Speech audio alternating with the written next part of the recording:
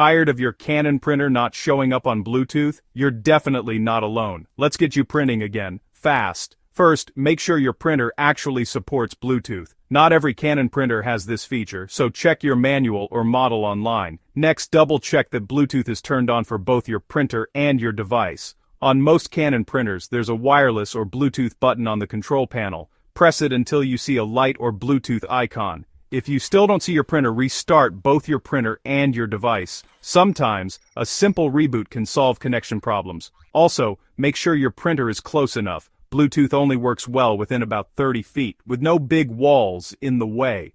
Still stuck? Remove your printer from your device's Bluetooth list, then repair it like it's brand new. Go to your device's Bluetooth settings, find your printer, tap Forget, then add it again. If nothing works, check for updates for your printer and device. Outdated software can cause Bluetooth issues. And finally, if all else fails, try connecting with USB or Wi-Fi, just to keep your workflow moving. There you go. Now you can fix your Canon printer's Bluetooth issues fast and get back to printing in no time.